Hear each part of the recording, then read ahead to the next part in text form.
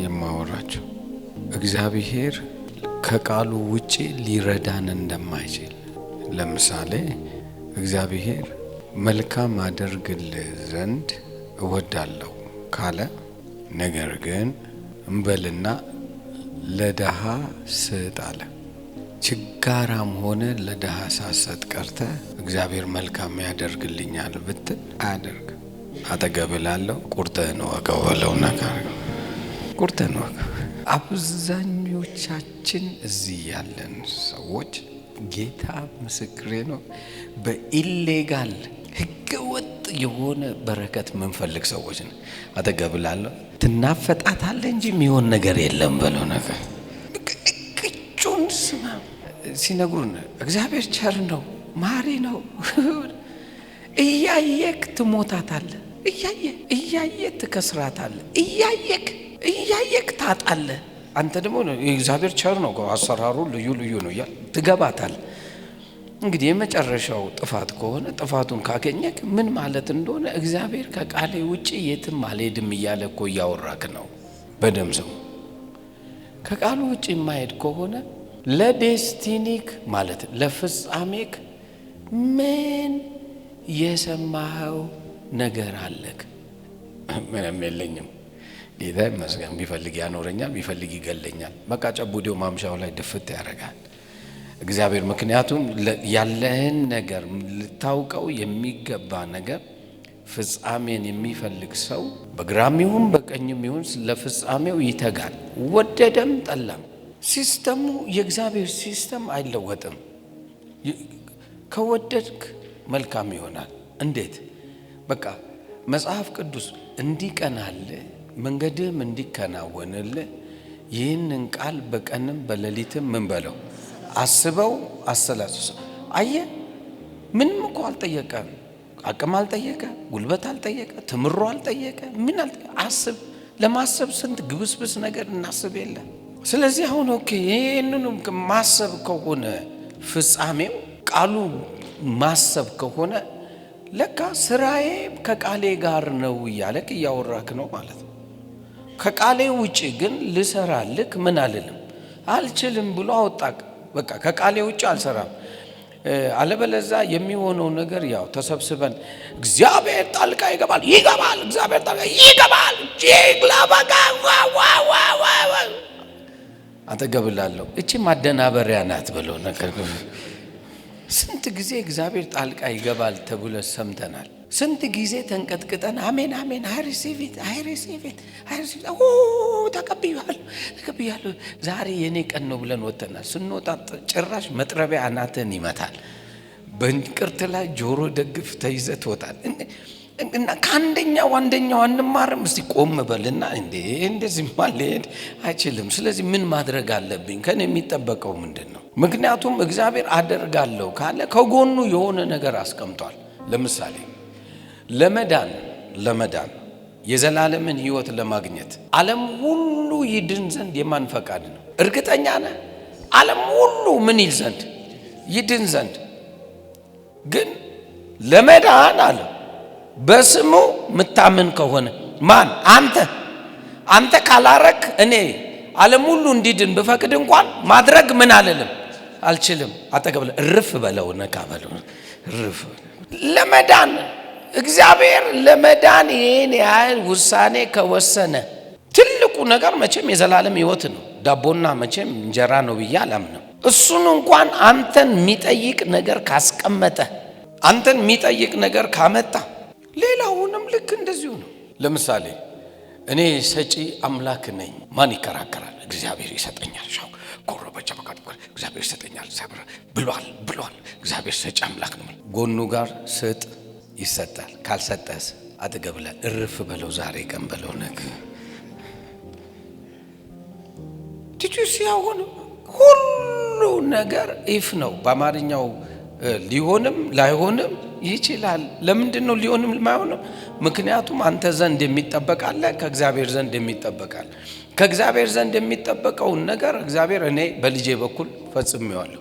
ተፈጽሟል። አሁን ተፈጽሟል ካለ በኋላ ያስቀመጠውን ነገር የመቀበልም ያለ መቀበልም ካንተ ደግሞ ይሄን ነገር አድርግ፣ ይሄን ነገር ግባበት፣ ይሄን ነገር እንዲሆን ያችን ነው እግዚአብሔር የሚወዳት። አብዛኞቻችን እቺን አንፈልጋትም። ለማን ብለን ፍላጎትም የለንም። እግዚአብሔር ብቻ ማድረግ አለብን። አይታችኋል ጸሎት። አሁን ይኸውላችሁ ጸሎት ለምንድን ነው የማይመለሰው ብለ ቁጭ ብለ ካሰብከው አብዛኞቻችን የምንለው ለሁሉ ጊዜ ያለው ጊዜ ወንጋን አተገብላለሁ በ80 ዓመትም ጊዜ ያለው ትላለህ ወይ በለው ነካርኩ። ይኸውላችሁ ያው እግዚአብሔር ፊት ነው የማወራ። ሰው በ40 እስከ 50 ባለው እድሜ ውስጥ የራሱ ቤት ቢኖረው ጥሩ ነው። ከዛ ከበታችን ቢሆን ጥሩ ነው።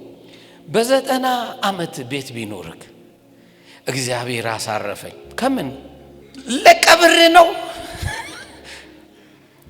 አተገብላ እየሰማ ነው አንተ ሰውዬ በለው ነገር ይህ ነው። እግዚአብሔር ታገብ ያለሽ ብሎኛል። እናስ በስንት ዓመት?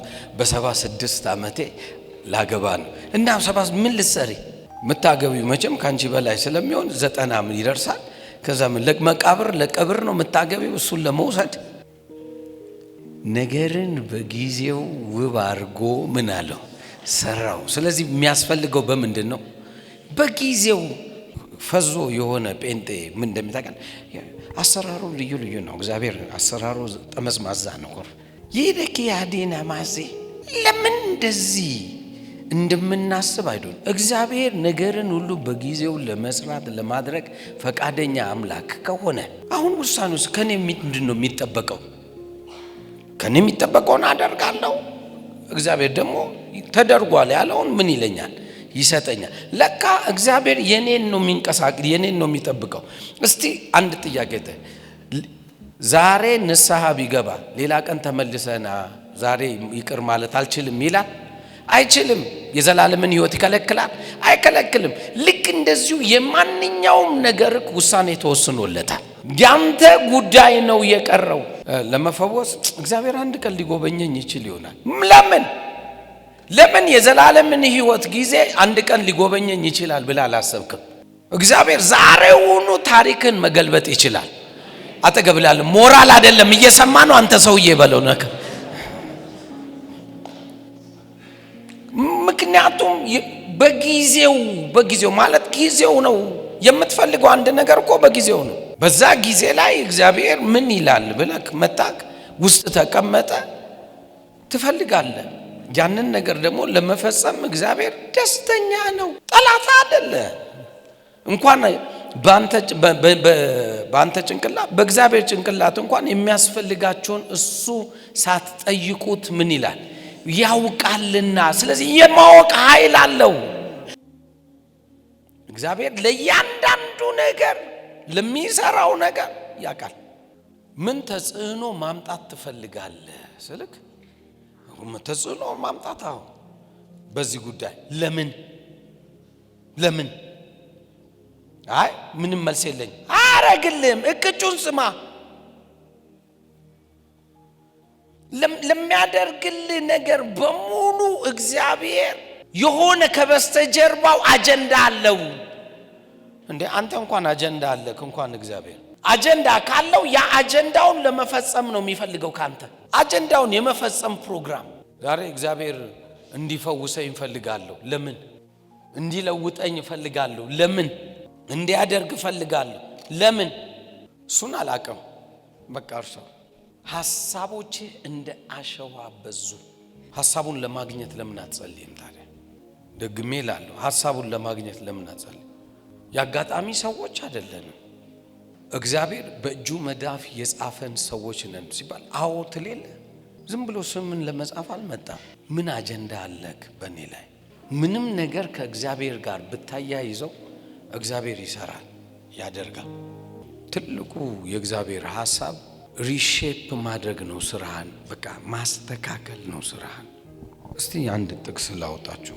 ኤርምያስ ምዕራፍ 18 ቁጥር 2 እስከ 6 ከእግዚአብሔር ዘንድ ወደ ኤርምያስ የመጣ ቃል እንዲህም አለው፣ ተነስተ ወደ ሸክላው ሰሪ ቤት ውረድ፣ በዚያም ቃሉን አሰማሃለሁ። እዩ እግዚአብሔር ነው የሚያወራው።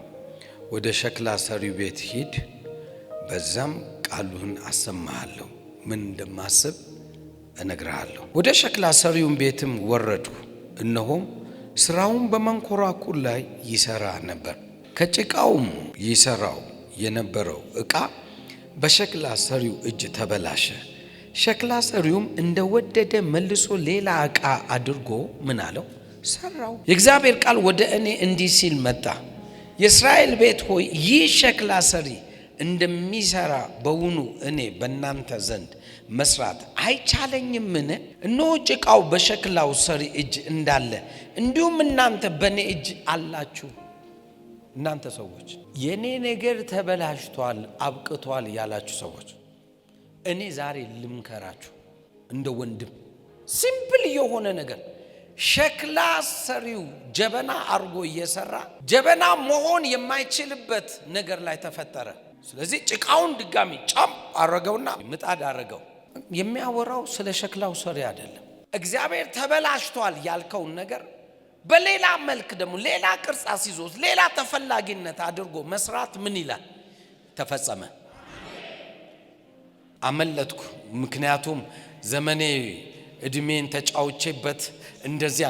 እግዚአብሔር እንደገና አብኩቶ ሌላ ነገር ብቁ አድርጎ ይሰራል። ጎበዝ፣ ያለፈ ያለቀ ነገር የለም። የለም ማለት የለም።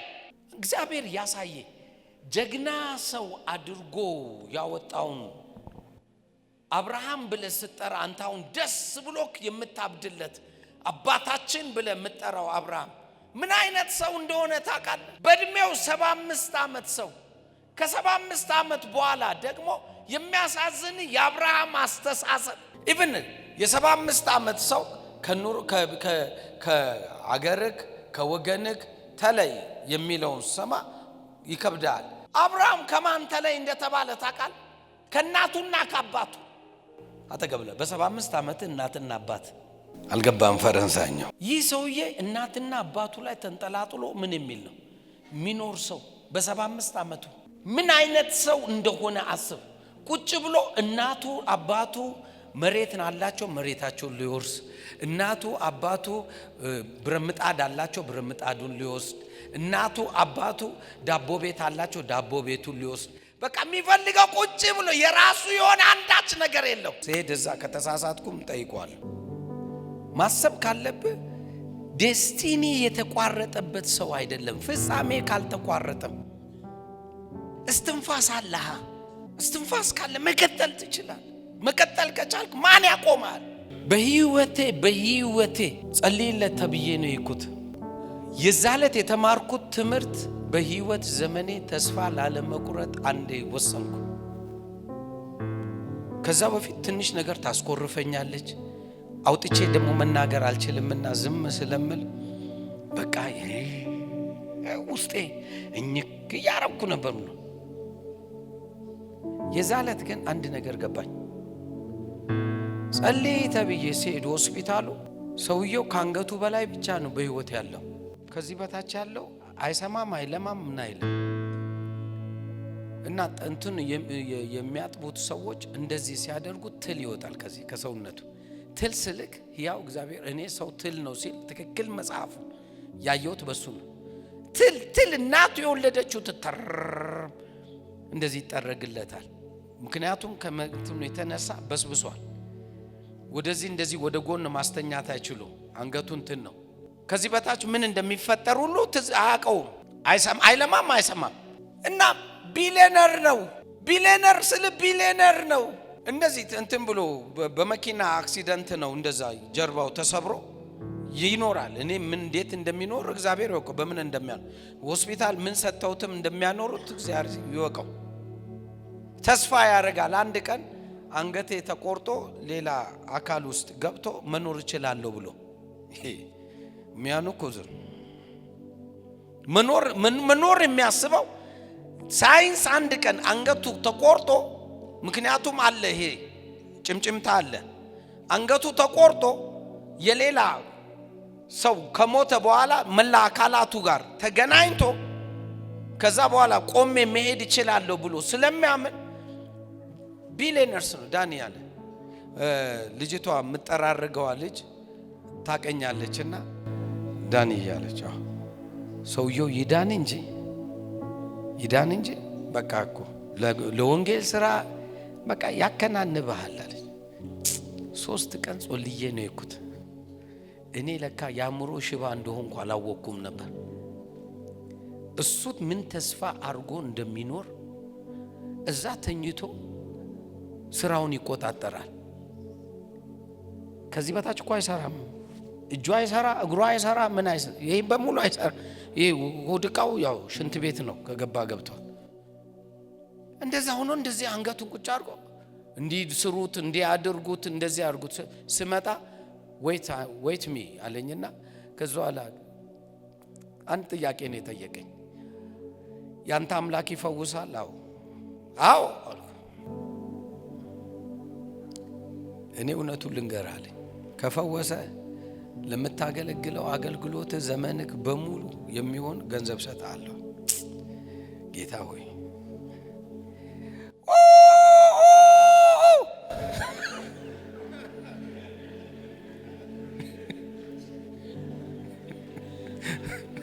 አልገባም። እኔ ጩኸቴ ለአገልግሎት የሚሆን በአንዴ ከዘጋልኝ ብዬ ከዛ ሰውየው ምን አለ? ዶን ሻውት አትጩ፣ ጀስት ጸልይ ያለ። ጸለይኩ፣ መልስ የለም። በኢየሱስም አንዴ ሽንት ቤት ልሂድ አልኩ። ጌታ ሆይ ኧረ ተው፣ ለራስህ ነው ለኔ አይደል።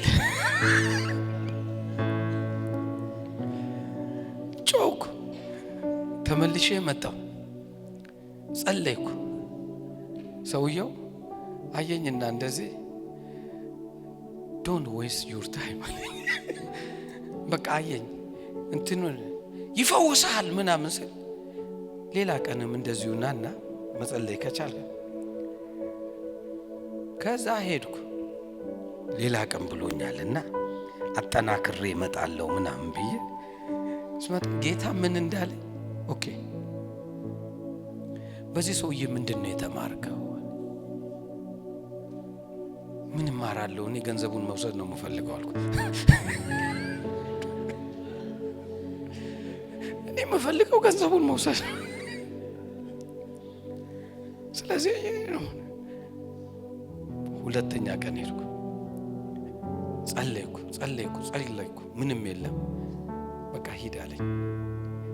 በሚቀጥለው 3ኛ ቀን እዛ ስደርስ ተዋትድ ከንበሉት አለ። የዛ ጊዜ ጌታ ምን ተማርክ አለኝ። ተማርኩት አልኩት። ሰውየው ተስፋ ያደርጋል አንድ ቀን ከአንገት በታች የተቆረጠ ሰው የኔ አንገት ገብቶለት የመሄድ ሸክላ ሰሪውና ይሄ ልዩነቱን አስበዋል። ሰውየው አልሞትም ብሎ ያለው ሌላ ህይወት እንደገና ተቀጥሎ መኖር ምን እላለሁ እችላለሁ። ከእግር ከአንገት በታች የሆነ ሰው ገብቶ እኔ ደግሞ ከአንገቱ በላይ ሆኜ እቀጥላለሁ። ሸክላ ሰሪ ማለት እንደዚህ ነው። በአንተ ገጽታ ሌላ ሰው ግን ሌላ። እንግዲህ አንድ ውሳኔ ከእውነቴ ላውራ፣ ተስፋ ቆርጠህ አትነጫነጭ። ሁሌ ሸክላ ሰሪው እንደወደደ ይሰራ፣ እንደወደደ ሳምባዬ አልቋል ብለህ አትሙት። እግዚአብሔር ከዛ በተሻለ መልክ ሊያደርገው የሚችለው ነገር ይኖረዋል። የተሻለ ውጭ ሀገር እንዲሄድ ፈልጌ ነበር። ጌታ በር ከፍቶልኝ ከዛ በኋላ በኔ ጥፋት ውጭ ሀገር እንትን አለ። የኔ ህይወት ያኔ እዛ ነበር መኖር የሚገባው። ነገር ግን ውጭ ሀገር በራሴ ጥፋት፣ በቤተሰቤ ጥፋት፣ ወይ በኤምባሲ ጥፋት፣ ወይ በሆነ ምክንያት እንደዚህ ሆነ። ወይም ደግሞ ኮቪድ ገብቶ ነበረ፣ ኮቪድ ዘጋው። ስለዚህ በቃ የኔ ህይወት ምን ዋጋ አለው ብለ ምንድነው አሁን ሺሻ ማጨሰው ለዛ ብዬ ነው።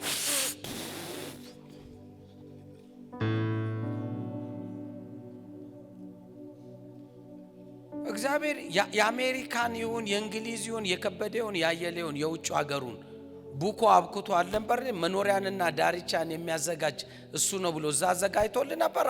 ኮቪድ ተነስቶ ተዘጋ፣ ይዘጋ። ጮክ በልና እግዚአብሔር ያብኳኝ እንጂ የሆንኩትን ሆናለሁ በለው ነገር። በቃ እግዚአብሔር ያብኳክ ማለት ይስራክ አቅትሞን የሰራክ እሱ ብቃትን ይጨምርላል።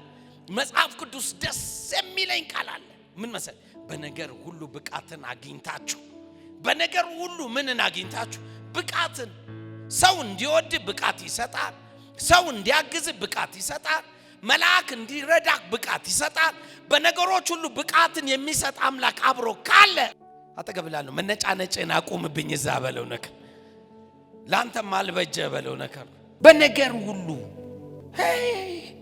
አረጎበዝ አምሮን መልሰው ከሰይጣን ጋር አብሮ አትሯሯጥ። የሰይጣን ዓላማው አንድ ነው። ግደል ግደል ግደል ግደል ግደል ካለክ በኋላ ሞቷል ስትል ገደልኩት ስትል ነፍሰ ገዳይ እያለ ካንተ ጋር ይቀጥላል። ያንንም ሲያሯሩጥ ነበር፣ እሱ ይጨርስም ደግሞ እንደገና ያሯሩጣል። በቃ ይሄ ነው ስራው። ኃጢአት ስራ ስራ ስራ ስራ ሲል ልክ ሰርተህ ሲጨርስ ኃጢአተኛው እያለ ደግሞ ይቀጥላል። ስረክ ስረክ ካለ በኋላ አሰርቆ ከዛ ሌባ ሌባ ሌባ እያለ ያሯሩጣል። በቃ ይሄ ነው ስራው። አንተ ከሱ ጋር አብረህ ትሯሯጣለህ። አጠገብ ለማን ብዬ በለው ነገር ለማን ብዬ ለኪያ ዴና ዛሬ ውጣ። ከልቤ ልንገር ዛሬ ምን በል ውጣ ውጣና እስቲ እይታ ጀምር። አዲስ እይታ ምን አስጨነቀ? ማየት አቅቶሃል? አይኔን ክፈትልኝ በቃ አለቀ። 21 ዓመት ሙሉ ለሴት ብሎ የሞተ ጀግና እቅዱ ዓላማው በሙሉ ሞተ። ሲያስበው ይሄ ሰውዬ ላባን የሚባል ሰውዬ ከሰይጣን ያልተናነሰ ነው አለ። እንደውም ሳይበልጠው አይቀርም። ለዋወጠብኝ አለ። እድል ፋንታይ ከዚህ በኋላ የሚቀረኝ ነገር የለም አለ።